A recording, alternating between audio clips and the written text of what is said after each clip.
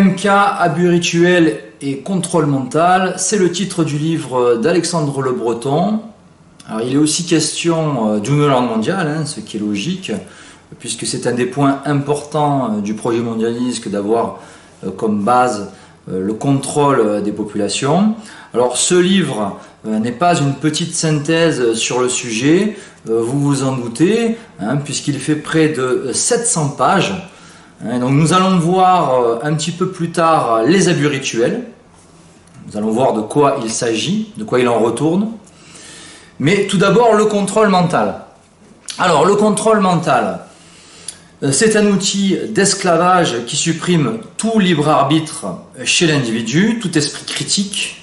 C'est un corps sans âme, car l'âme est sous contrôle, en fait. Donc ce qui nous renvoie à la mort, qui est la séparation des deux, du corps et de l'âme.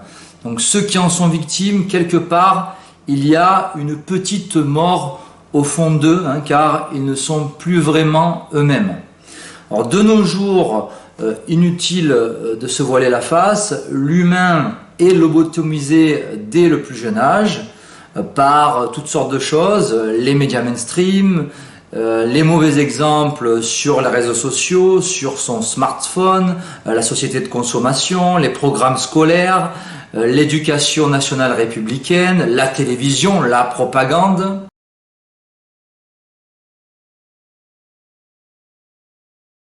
Par conséquent, l'humain est dans cet entonnoir de l'idéologie dominante, de la pensée unique. Aujourd'hui, il faut être pro-Ukraine, anti-russe, pro-injection, anti-patriote, cosmopolite, etc., anti-raciste. Vous connaissez toute la panoplie de l'idéologie dominante républicaine.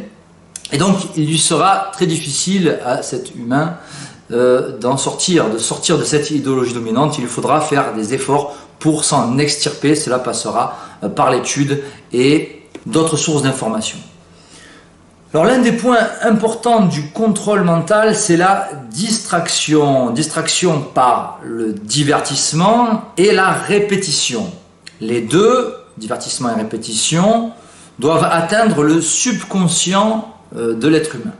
Alors dans pareil cas, on croit se détendre, alors qu'on finit en fait par être hypnotisé lorsque notre cerveau est relâché. Et c'est précisément parce que notre cerveau est relâché qu'il est plus facilement manipulable, plus facilement réceptif à la propagande et à la publicité, par exemple. Alexandre Le Breton, dans son livre, nous parle des 3 D pour mieux contrôler les populations et les asservir. Alors en anglais, c'est debility, dependency et dread. C'est-à-dire débilité, dépendance et terreur. Abrutir, droguer et maintenir dans la peur. Alors voilà le projet. Et pour cela, les programmeurs MK Ultra vont avoir recours à la terreur, à la prise de drogue. Et selon le docteur Grech, on apprend dans le livre que le processus de contrôle mental basé sur le traumatisme, on va y venir, comporte 3 phases bien distinctes. Alors voyons quelles sont ces 3 phases. Alors, la première, c'est la préparation de l'esprit à être programmé, à le rendre vulnérable et terrorisé. Donc on en revient à dread, le 3e D. Donc, la seconde phase, c'est programmer la victime tel un robot, un ordinateur, afin qu'elle devienne un automate, un esclave. Et enfin, la 3e phase, c'est d'effacer progressivement sa mémoire, tirer un trait sur son passé, afin que l'individu programmé devienne un être nouveau.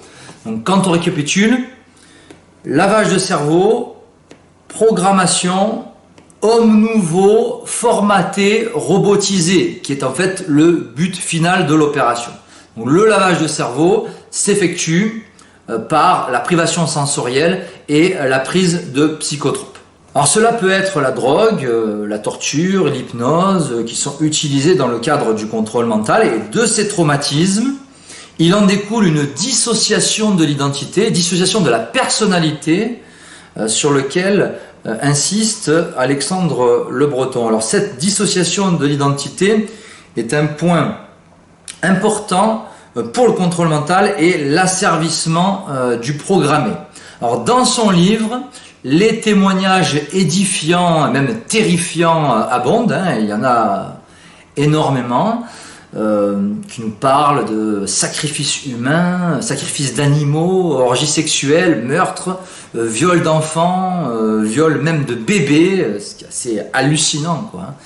Donc les personnes impliquées, je ferai remarquer qu'elles sont généralement impunies. Et on se doute fort que ces personnes appartiennent à des réseaux pédocriminels. Alors on se dit que tout cela est inimaginable et que ça ne peut pas se produire dans un monde normal, tellement c'est incroyable et abject. Et pourtant, si, cela existe. Et c'est important, selon moi, qu'on en parle, qu'on mette ça sur la table. Ce n'est pas en cachant des cadavres dans des placards qu'on fera avancer les choses. Cela n'a jamais réglé aucun problème d'ailleurs. Donc, dans les sacrifices humains dont je parlais à l'instant, la pureté et l'innocence de l'enfant sont ciblés.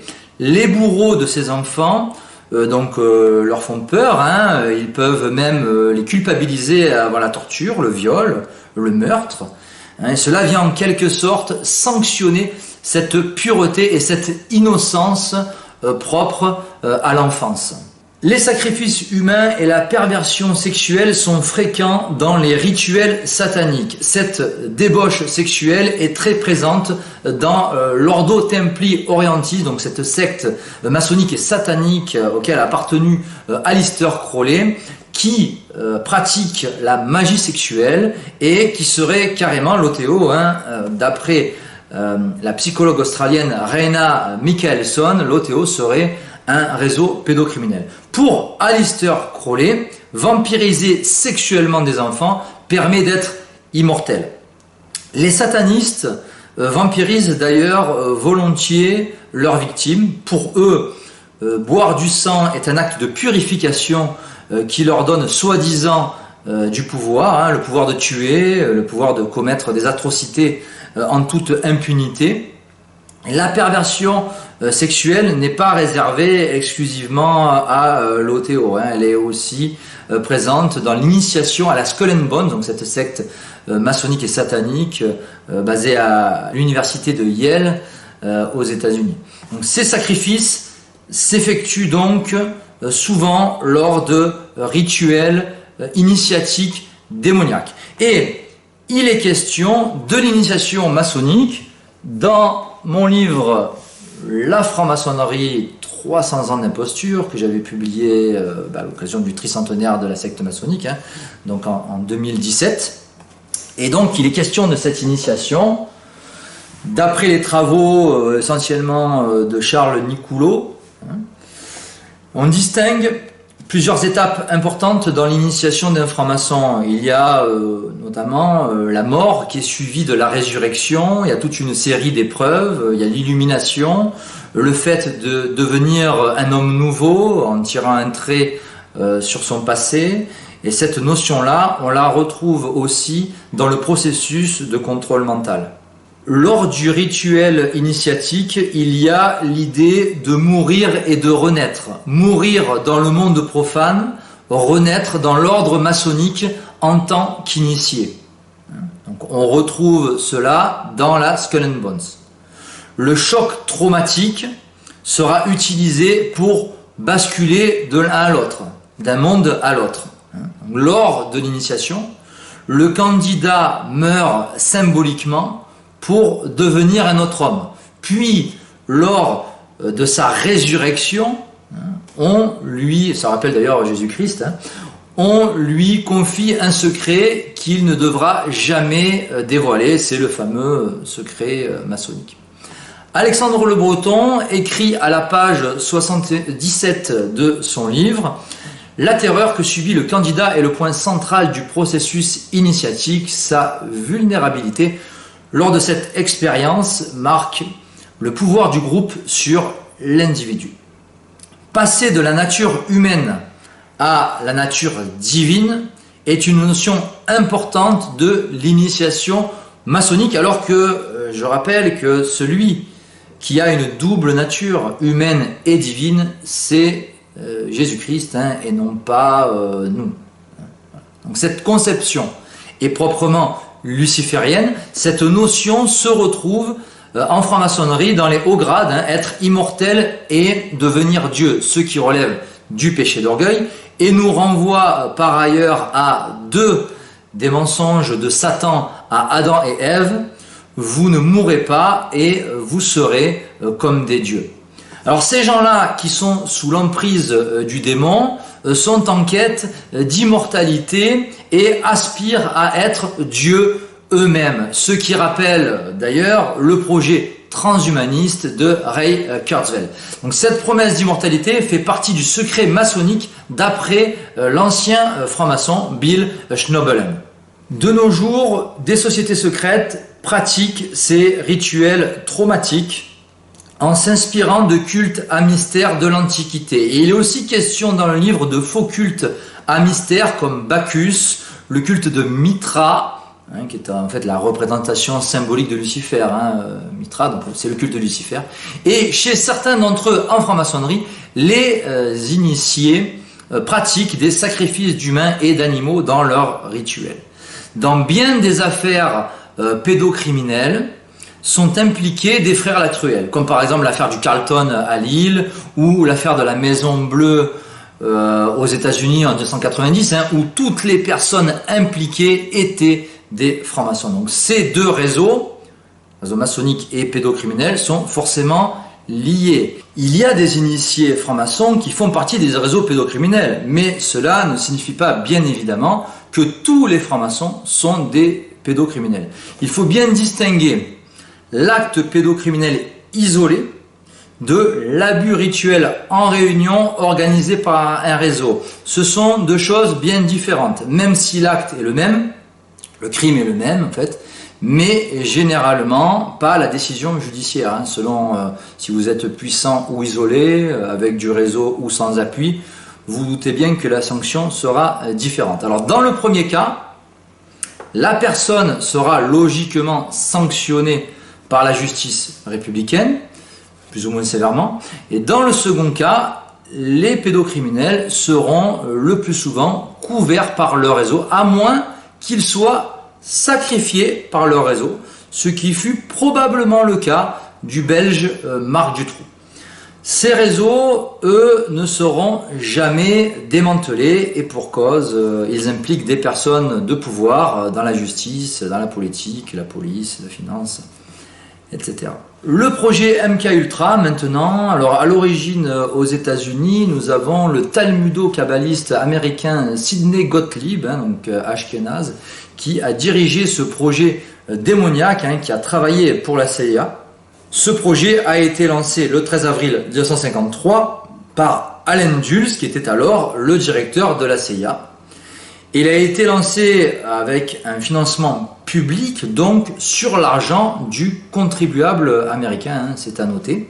Donc le contrôle mental MK Ultra s'effectue en amont par la prise de drogue, des électrochocs, par la stimulation ou la privation sensorielle, la privation de sommeil, par exemple par l'hypnose, les ultrasons, les irradiations, la torture aussi. Donc voilà tout ce qui peut être utilisé dans le cadre du MK Ultra, dont le but est l'hypnose rapide, puis l'amnésie durable et l'implantation de suggestions fonctionnelles. Donc le but est d'opérer un lavage de cerveau par des traumatismes afin d'avoir le contrôle total et absolu sur l'individu.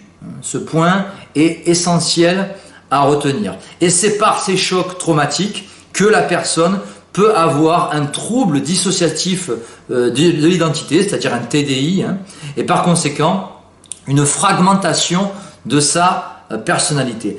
La survivante américaine du programme MK Ultra, Claudia Melen, a affirmé avoir assisté à des orgies pédocriminelles dans une loge maçonnique. Elle dit avoir été mise en cage, hein, elle se souvient d'électrochocs, de viols, d'hypnose, de prise de drogue, de privation alimentaire, d'enfermement dans un cercueil, de tas de choses qui, mises bout à bout, s'apparentent vraiment à de la torture, hein, c'est rien de le dire. Quant à la psychothérapeute Michaela Huber, elle a affirmé que de nombreux agresseurs vont jusqu'à torturer des enfants par la faim, la soif, l'enfermement, les chocs électriques, toutes sortes de violences.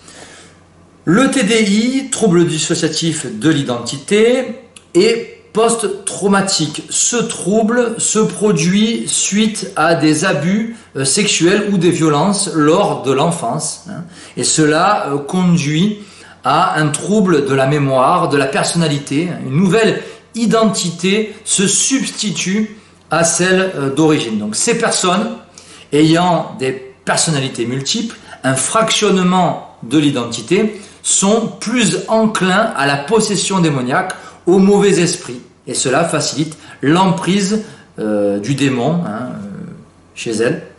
C'est évident. Alors Alexandre Le Breton, dans son livre, énumère de nombreux cas de personnalités multiples dans le milieu du showbiz, de célébrités comme Britney Spears, Nicki Minaj, Eminem, Lady Gaga, Miley Cyrus, et aussi de violeurs, de pédocriminels notoires comme Bill Cosby, les réalisateurs Woody Allen, Roman Polanski, le pédocriminel anobli par la famille royale d'Angleterre, Jimmy Savile, Marilyn Manson. Alors on a aussi le cas de Marilyn Monroe. Alors pour le coup, c'est pas la même Marilyn là.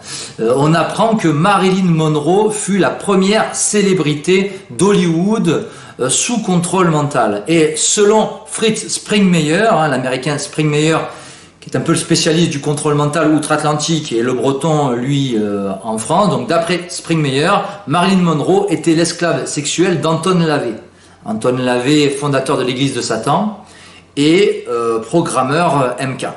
Alors concernant la mort de Marilyn Monroe, de son vrai nom Norma Jane Mortenson, on est en droit de se poser la question s'il s'agissait d'un suicide ou d'un assassinat maquillé en suicide.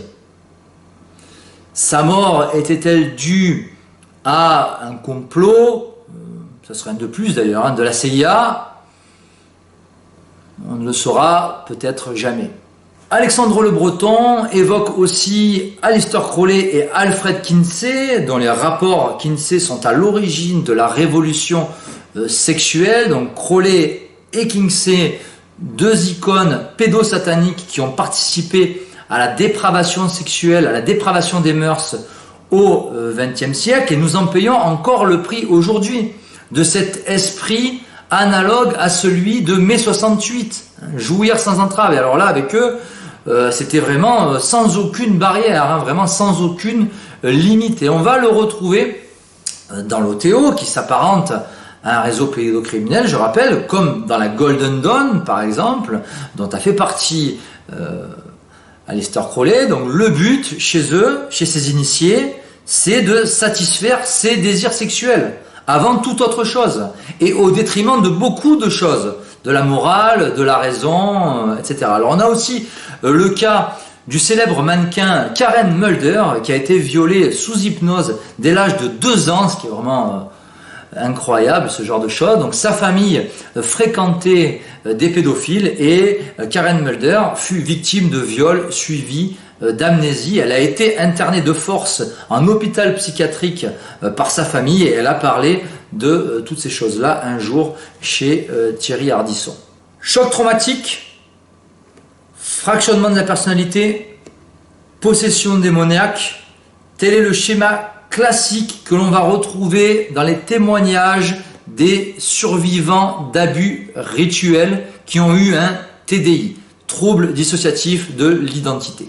Sinon, pour les programmeurs, le processus appliqué est le suivant.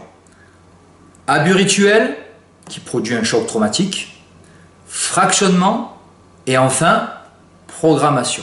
Sachant que l'abus rituel est une initiation par la torture. Voilà, il va être souvent associé d'ailleurs à une croyance, à un faux culte égyptien de l'Antiquité par exemple. Le contrôle mental MK, qui est d'essence démoniaque et satanique, a une sorte de trinité satanique. Le programmeur est le père, l'enfant monarque est le fils, et le démon est le Saint-Esprit. Alors justement, le projet MK Monarque est, lui, dans le prolongement du MK Ultra. Son but est de produire des esclaves manipulables, voire des espions, ou encore des terroristes, des meurtriers, ça sera en fonction des aspirations, des projets de la CIA. Dans la symbolique du contrôle mental monarque, nous avons un visage fissuré, brisé. Et nous apprenons dans le livre qu'il existe différents niveaux de programme de contrôle mental. Il y a l'alpha, qui est le programme de base. Il y a le bêta, programmation sexuelle, qui va supprimer toute morale. Il y a delta et theta, ce sont des programmes de tueurs, d'agents spéciaux. L'oméga, programmation autodestructrice. Et puis aussi, d'après Spring Meyer, il y a d'autres programmes qui existent, comme gamma, epsilon, zeta, etc. Alexandre Le Breton nous dit que les programmeurs MK sont généralement des occultistes. Dans les programmes MK, certains intègrent par exemple des éléments de la Kabbale dans les codes et dans les mots de passe. Comme ça se fait en franc-maçonnerie, ce qui est logique, puisque les abus rituels sont pratiqués dans des sectes, souvent maçonniques, et la Kabbale a une influence certaine dans tout ce qui constitue la franc-maçonnerie, dans son ésotérisme. Et dans de nombreux témoignages de victimes, on retrouve cette franc-maçonnerie en lien avec les abus rituels et le MK Control. C'est donc normal qu'on retrouve cela dans ces programmes conçus par la CIA, qui est elle-même sous la direction de hauts initiés. Je rappelle que la famille Dulles était liée par le sang à la famille Rockefeller, qui a depuis maintenant un siècle la main sur le cartel pétrolier, mais aussi sur le Council on Foreign Relations, qui fait la politique étrangère des États-Unis, et aussi sur les services de renseignement, en l'occurrence la CIA. D'après l'écrivain Margaret Smith, dans son livre Ritual Abuse, 67% des survivants d'abus rituels ont déclaré que leurs agresseurs étaient membres de sociétés secrètes, c'est-à-dire les 2/3. Ces agresseurs terrorisent volontiers les victimes d'abus rituels pour qu'elles se taisent, pour que rien ne sorte sur eux, et c'est donc la loi du silence. Ils peuvent aussi les culpabiliser, les forcer à prendre part à des abus rituels, à de la torture. Cela est filmé et du coup tout le monde se tient par la barbichette et rien ne sort. Les abus rituels qui s'effectuent en loge font-ils partie intégrante du mode de fonctionnement maçonnique, ou sont-ils des actes isolés d'initiés qui utilisent la franc-maçonnerie pour assouvir leurs pulsions, assouvir leurs penchants pervers? Alors cette question mérite d'être posée. Selon moi, cela peut être les deux. Il y a certaines loges ou sectes qui fonctionnent ainsi. On l'a vu avec l'OTO par exemple. Et puis, des francs-maçons peuvent très bien, à titre individuel, à titre personnel, profiter de leur réseau qui les couvre en cas de crime. Le Breton écrit que beaucoup d'hommes politiques à des postes clés sont des individus sous contrôle mental. Et quand on voit certains propos, certains comportements de l'actuel président de la République française, Emmanuel Macron, on est en droit, en effet, de s'interroger. Je crois que notre génération doit savoir que la bête de l'événement est là. Et elle arrive.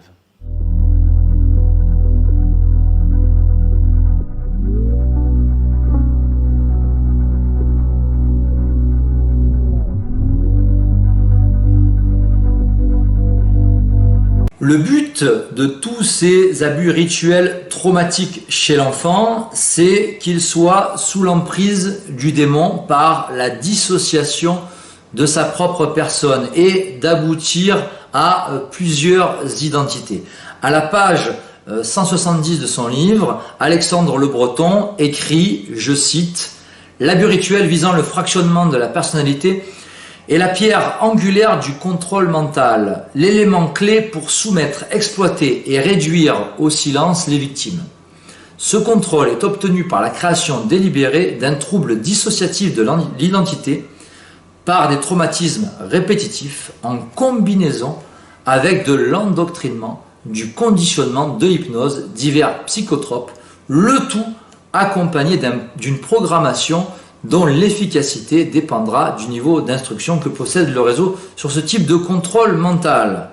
Donc voilà, abus rituels et fractionnement de la personnalité sont fondamentaux dans le contrôle mental.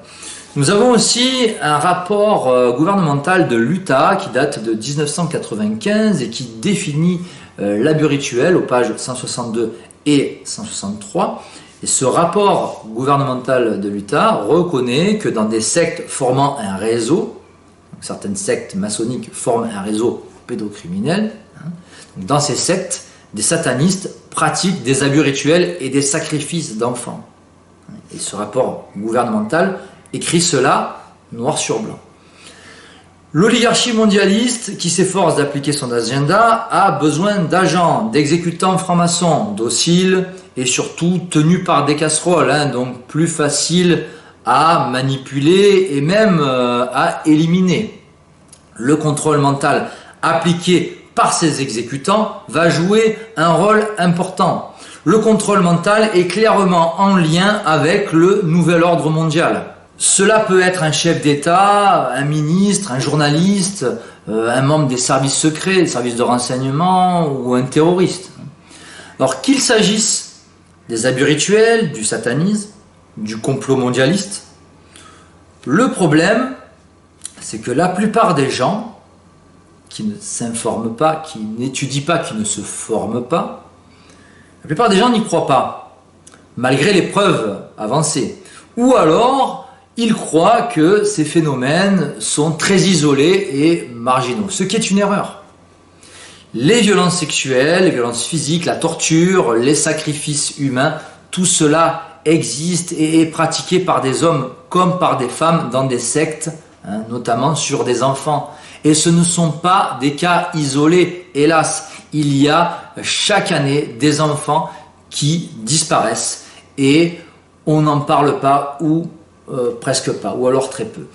D'après divers sondages de thérapeutes, le nombre de ces abus rituels est même en augmentation, ce qui est assez logique. Nos sociétés en Occident se déchristianisent depuis des siècles, et c'est assez logique que les pratiques sataniques augmentent. Il y a aussi la reproduction transgénérationnelle, ceux qui ont subi des abus peuvent tout à fait les reproduire à leur tour sur d'autres. De même qu'on peut être médecin de père en fils, on peut être aussi franc-maçon de père en fils, et on peut également être un assassin sataniste et un pédocriminel de père en fils. Et c'est cette rupture transgénérationnelle qu'il faudrait donc opérer, couper le cordon de cette reproduction, alors par toutes sortes de choses, il y a l'exorcisme, la foi surtout, et puis aussi se retirer de certains milieux nauséabonds. Nous avons un exemple concret et visible de contrôle mental avec l'ancienne actrice américaine Anna Nicole Smith, de son vrai nom Vicki Lynn Hogan, qui est décédée en 2007 à l'âge de 39 ans. Et vous allez voir dans une vidéo qui a été tournée quelques mois seulement avant sa mort, elle a été tournée en 2006, Anna Nicole Smith est dans la peau d'un enfant d'environ 4 ans et elle ne joue pas un rôle, elle a son identité dissociée et elle fait vraiment peine à voir. Anna, look at me. Riley thinks you've absolutely lost your mind. Riley thinks you've lost your mind. I didn't lose my mind. She thinks you have. I didn't. Is this a mushroom trip? Huh? Is this a mushroom trip? Huh? Is this a mushroom trip? What do you mean? I'm kidding. What does that mean? I'm kidding. I said this footage is worth money. Why? What footage? This thing you're looking into? What's the camera? Alexandre Le Breton s'appuie sur de nombreux témoignages dans son étude, dont celui de Cathy O'Brien, qui est relayé en annexe à la fin du livre sur près d'une quinzaine de pages. Cathy O'Brien est une écrivain américaine qui a été victime de contrôle mental MK Ultra, et suite aux abus sexuels de son père, elle a développé un TDI. Elle a aussi été maltraitée par sa mère, qui était elle-même atteinte de troubles dissociatifs de l'identité. Et dans son témoignage, O'Brien parle d'un groupe criminel gouvernemental se consacrant à un réseau pédopornographique pour pouvoir identifier et cibler des enfants, comme elle par exemple, pouvant servir dans leur projet. Il s'avère que le réseau en question, dénoncé par O'Brien, était protégé par un certain Gerald Ford, ancien président des États-Unis d'Amérique, le 38e président des États-Unis. O'Brien évoque aussi le Bohemian Club, où des politiciens se retrouvent pour échanger sur le nouvel ordre mondial et le contrôle mental, dit-elle.